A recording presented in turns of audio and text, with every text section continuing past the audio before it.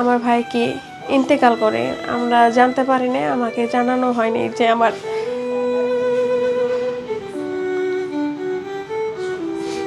ভাই আর কি নাই।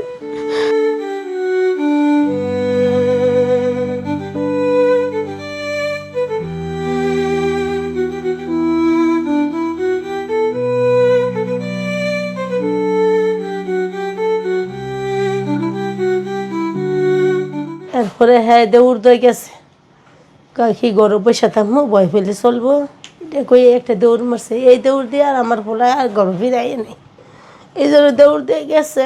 আর এই নেই পাগড়ির মাঝে আজান ডান্ডা নিচে নামছি, শেষ হয়েছে, তখন আমরা ফোন দিছি, আর ফোন ধরে না, তখনই আমার পোলাই গুলি খেয়েছে। আমরা এখানে জানাজাও, আমাদের এলাকায় জানাজাও দিতে পারিনি, কারণ আমার ভাইকে জানাজা দিতে গেলে আরো অসংখ্য ভাইয়ের জানাজাও হবে। আমি এই মুহূর্তে দাঁড়িয়ে আছি যাত্রাবাড়ি এলাকায়।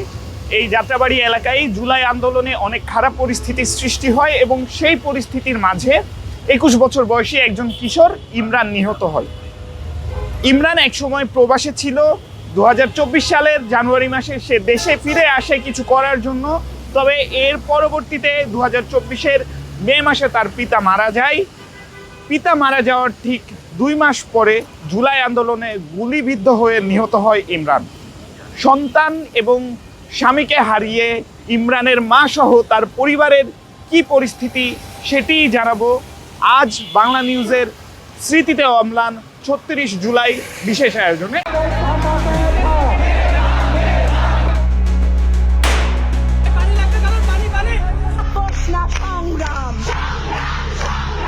জুলাই আন্দোলনের আগে ইমরানে বাইরে আসছিল, ইমরানে শুরু বলে আমরা বাইরে ফাড়িয়ে দিছি লেখাপড়া বন্ধ দিয়ে। এরপরে ইমরানে বাংলাদেশ আইসে 7 মাসের মাথায় গুলি খেয়েছে। এরপর বিদেশ যাইবার আগেও বাবুর্চি ক্যাম্প করছে, আইও ওর বাপের রাতে শিয়াই লেছে, সিনিয়র বাবুর্চি গেছিল গাওয়ায়, ও বাবুর্চি ক্যাম্প করতো। হ্যাঁ হ্যাঁ 4.5 বছর সৌদি আসছিল। ইমরান যখন বাইরে গেছিল তখন ছোট ছিল, তখন আমি বাইরে পাঠাইছিলাম বয়স বাড়াইয়া। আর এমবের পার্থিক বয়স হয়েছে 21 বছর। এমবে তো জ্ঞানজাম টুকটাক আগের থেকে হইতেছে, আপনার সাইনফুড, আপনার সানারপাড় মৌসক, এমবে ওই দিকে হ্যাঁ যায় দেখতে। আস্তে আস্তে শনিয়াখড়া ব্রিজের নিচে আইসি, শনিয়াখড়া ব্রিজের নিচে আইসে হ্যাঁ হ্যাঁ যায়। তা আবার একদিন আবার উবাই লইছে, আমাকে তো পুলিশ মুলিশ তুই গিয়ে উবাই লইছ, কই কিছু হইতো না, কিছু হইতো না। আগে পরে হ্যাঁ গেছে, আগে পরে গেছে, যে দুঙ্গ গুলি খেয়েছে হে দুঙ্গ আমরা এই কাজলে ব্রিজের নিচে গ্যাঞ্জাম হয়েছে এনো ছিল। হ্যাঁ এরপরে আমরা হে দুঙ্গ তো আর মোবাইল টোবাইল হাতে কিছু লাগি মেহি নেই, আর সব তো হ্যাঁ মোবাইলই আসছিল। আর তো আমরা তো কোনো মোবাইল নেই, কোনো লাগতে মারতে পারি নাই। এরপরে আমি কইছি আর যাইবেন নাই তেন, কোন সময় কোন গ্যাঞ্জাম লাগে।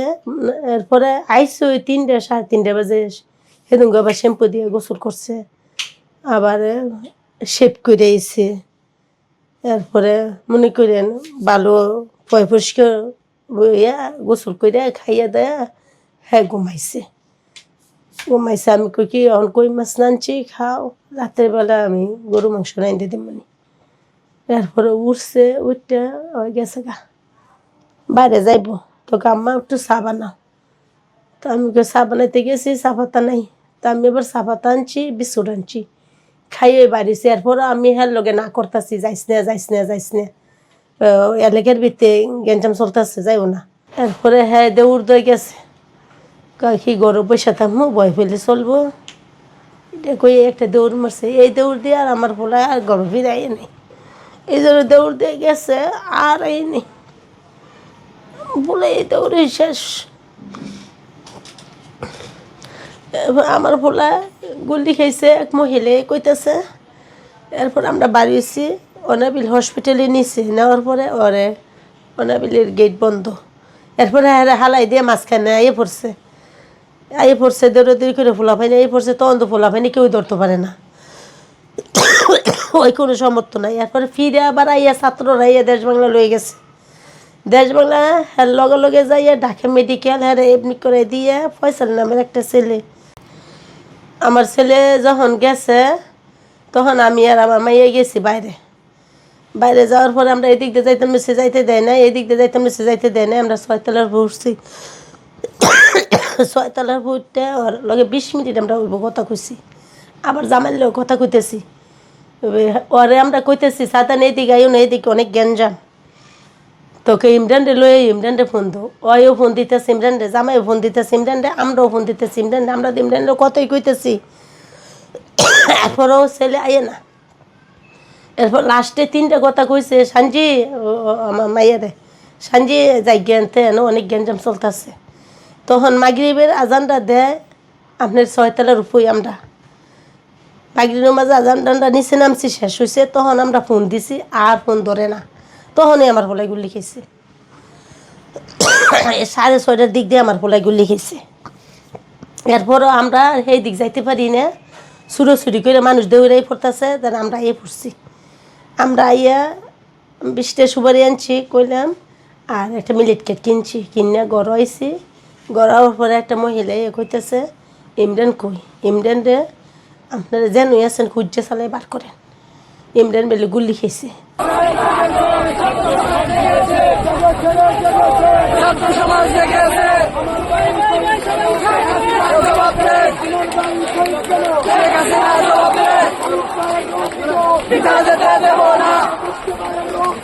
যাত্রাবাড়ির এই অবস্থাতে তো 16 জুলাই থেকে খুবই খারাপ একটা অবস্থা ছিল। এটা যারা আন্দোলনকারী ছিল তারা সবাই আর কি জানতে পারে। তো আমরাও এরকম, আমিও নিজে অ্যাকচুয়ালি ফেস করি, কারণ আমারও ওই সময়কালীন পরীক্ষা চলতেছিল। তা আমিও 16 জুলাই আমারও আসতে অসুবিধা হয়ে যায়। 17 জুলাই সকাল থেকে আবার আমাদের কাজলা যে এলাকাতে মেন রাস্তায় যে এই অবস্থা ভয়াবহ ছিল, আবার আমাদের এই এলাকার যে গলির ভিতরে, আবাসিক এলাকার ভিতরেও অনেক খারাপ একটা অবস্থা হয়ে গিয়েছিল। তো সেই অবস্থায় সকাল থেকে যা সবাই আন্দোলনরত ছিল, আমার ভাইও ছিল। তো আমার ভাই আবার আসে হচ্ছিল সারাদিন শেষে দুপুরের দিকে আসে, 4টার দিকে। তো এসে খাওয়া দাওয়া করে আবার একটু শুয়ে আবার একটু চলে যায়। এটা ছিল 6টা নাগাদ। 6টা নাগাদ যখন ও বের হয় তখন আমাদের আশেপাশে এলাকার সব অবস্থা খারাপ ছিল। তো পুলিশরা ছিল ফাঁকা বুলেট, আবার ছিল টিয়ারশেল, এগুলি মানে ছড়তে ছিল। তা আমাদের এই এলাকার অবস্থা খুবই খারাপ ছিল। আমার ভাইয়ের সাথে সাথে আমরাও বের হয়ে যাই। আমরা বের হয়ে দেখি এক একজনের মাথায় ফাটা, তারপর এক একজনের পায়েও ছোড়া বুলেট লাগে, বুকে ছোড়া বুলেট লাগে, পিঠে ছোড়া বুলেট লাগে। তো এই ফার্মেসি ওই ফার্মেসিতে এগুলো আমাদের এলাকার যে ফার্মেসিগুলো বা হসপিটালগুলো খুবই একটা খারাপ অবস্থা ছিল, অনেকে আহত হয়। তো ওই সময় আমার ভাইও যে নিহত হয় এটা আমরা জানতাম না। তো আমার ভাই বের হওয়া 6টা বাজে, প্রায় 6টা নাগাদ বের হয়। এই 2 ঘন্টা পরে আমরা 8টা নাগাদ শুনতে পাই যে আমার ভাই গুলিবিদ্ধ হয়। এই কথা শুনে আমরা প্রথমে অনাবিল হসপিটালে যাই কাজলাতে। অনাবিল হসপিটালে যে ওকে পেলাম না, হাজারো খোঁজাখুঁজি পরে আমরাও যে খুঁজবো এটার ভিতরেও আমাদের রিস্ক ছিল, কারণ চারিদিক দিয়ে মানে অভয়ভাবে গুলি আসতেছে। তারপরে আমার অনেক ভাইরা আর কি আহত হচ্ছে। তা এক সময় আমি যখন আমার শুনতে পাই যে আমার ভাই আর কি গুলি খায়, তা আমিও দিশেহারা হয়ে আমি কাজলা যে মেন রোড ছিল, মেন রোডে চলে যাই। তো ওখানে যারা আন্দোলনকারী ছিল আমাকে আটকায় যে আপু এখানে যায় না, গুলি চলতেছে। আমি কি আমার ভাই এখানে গুলি খেয়েছে, আমি আমার ভাইকে খোঁজ দিয়ে এসেছি। ওকে আপু যারা গুলি খেয়েছে তাদের তো হসপিটাল নেওয়া হয়েছে, আপনি একটু ভেতরের দিকে খোঁজ নেন, এখানে ওনারা নাই। তো খুঁজতে আমরা শনি আকরা দেশ বাংলা হসপিটালে আমরা যাই। তা একজন লোক আমাদেরকে বলে যে কোথায় যাচ্ছে, আমি কি এরকম গুলি খেয়েছে আমার ভাই, আমরা খুঁজতে এসেছি। তো ওনার ফোন থেকে কিছু ছবি বের করে তারপর একটা ছবি শনাক্ত করলাম আমরা যে হ্যাঁ এটাই আমার ভাই। তো ওনার বলছিল যে আমাদের এখানে এনেছিলাম, স্বাভাবিক চিকিৎসা দিয়ে ওনার অবস্থা খুবই খারাপ ছিল, আমরা ঢাকা মেডিকেলে পাঠাই দিই। তো এই কথা শুনে আমার যে বড় বোন জামাই আছে, ওনার হাজব্যান্ডকে, আমার বড় বোনের হাজব্যান্ডকে কল দেওয়ার পরে উনি উত্তরা থেকে ঢাকা মেডিকেল চলে যায়।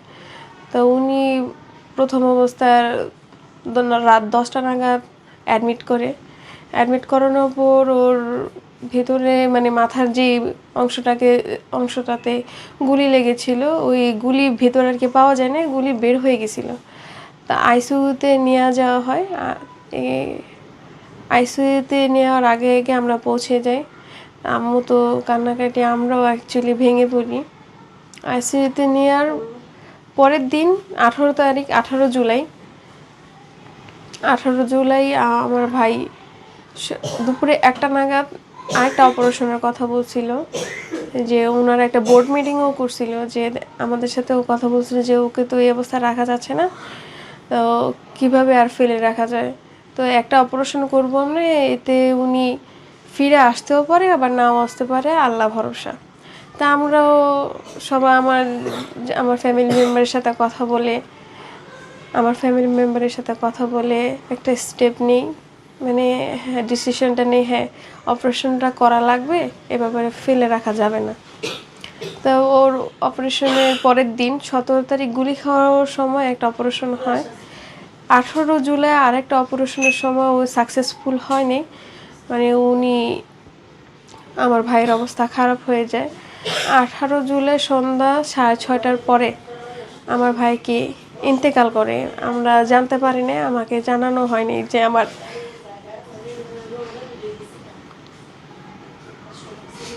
ভাই আর কি নাই।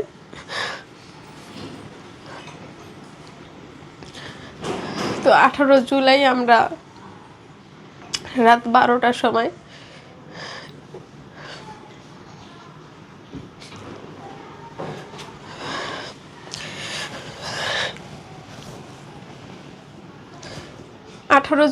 আমার ভাই মারা যাওয়ার পর রাত 12টার সময় আমরা যাত্রাবাড়ি থানায় আসি, যে ওইখানকার ডিসি অফিসারের সাইন নেওয়া লাগবে, এই জন্য সেই সাইনটা নেওয়ার জন্য আমরা আসি। তো ওনারা আমাদের 18 জুলাই থেকে গত 22 জুলাই সকাল পর্যন্ত ওনারা আমাদেরকে কোনো হেল্প করেনি, খালি এই বাহানা সেই বাহানা দিয়েছে, এবং আমাদের সাথে খুবই খারাপ একটা আচরণ করেছিলেন ওনারা। তো বলে ওনাদের কাজের দোহাই, ওনাদের ডিউটির দোহাই, সেই দোহাই দিয়েছে। তারপরে একজন পুলিশ হয়তো বা, আমি ঠিক জানি না, তো উনি বলে যে আমরা ঢাকা মেডিকেলে যে মর্গে সব মানে যে 3টা মর্গ ছিল, মর্গে অফিসার দিয়ে রাখছি, ওনাদের সাথে কথা বলে তারপর শাহবাগ থানায় যেয়ে জিডি করে বের করতে হবে।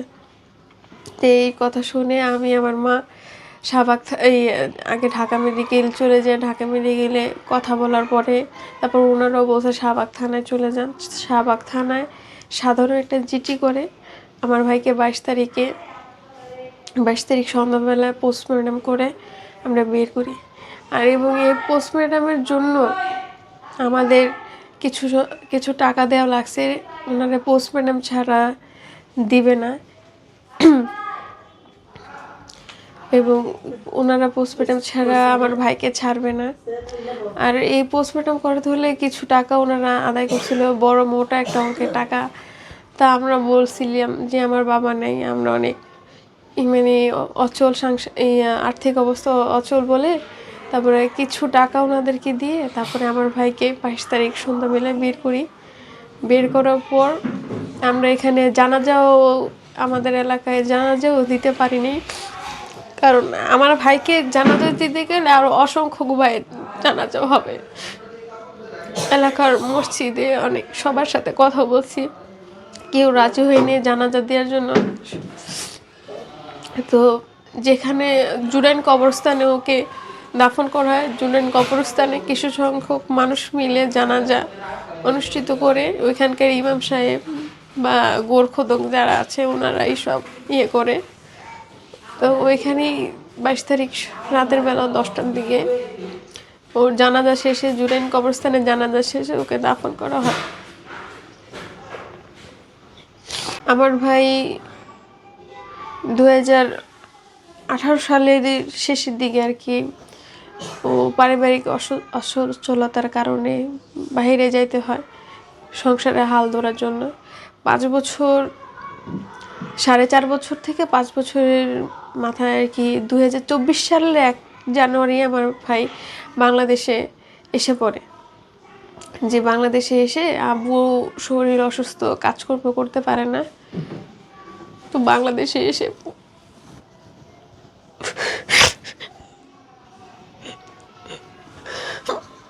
জানুয়ারি 1 তারিখ হয়েছে।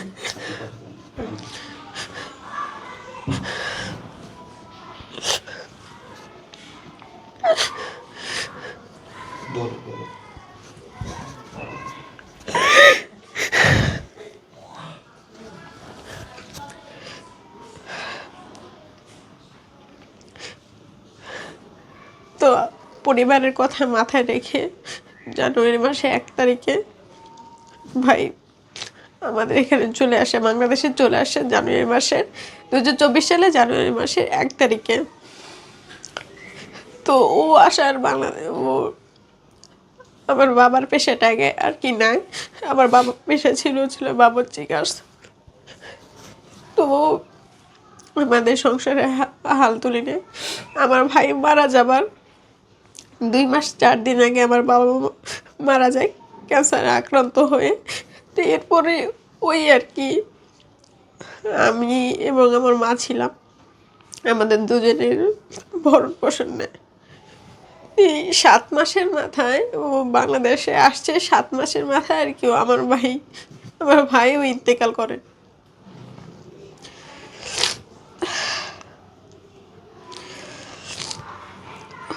ওর পেশা জগৎটাকে খুব পছন্দ করতো আমার ভাই। ওর একটাই কাজ, ও কাজকে খুব পছন্দ করতো, কাজকে খুব ভালোবাসতো এবং সবারও চিন্তা করতো যে ও সবার চিন্তাই ওর মাথায় থাকতো। এবং যে কারো চিন্তা মাথায় আসতো যে আমার আম্মুর জন্য এটা করা লাগবে, আমার আম্মুর তো এটাতে কষ্ট পাচ্ছে, ও এটা করার চেষ্টা করতো। তো সবার কথা হয়তোবা ভাবতো, হয়তোবা এই জন্য আর কি আমার ভাইয়ের হত্যার বিষয় ছিল, আমরা মামলা বিএমপির পক্ষ থেকে মানুষের ছিল, এই জন্য আমরা ওদের ট্রাস্ট করতে পারিনি দেখে এর জন্য আমরা এখনো পর্যন্ত কোনো মামলা করিনি। না, এখনও ওরা কেউ আমাদের সাথে যোগাযোগ করেনি, আসতে পারেনি, আসেও নি। কিন্তু এইভাবে যে জুলাই ফাউন্ডেশন থেকে যে অনুদানগুলি আসছে সেগুলো আমরা পেয়েছি।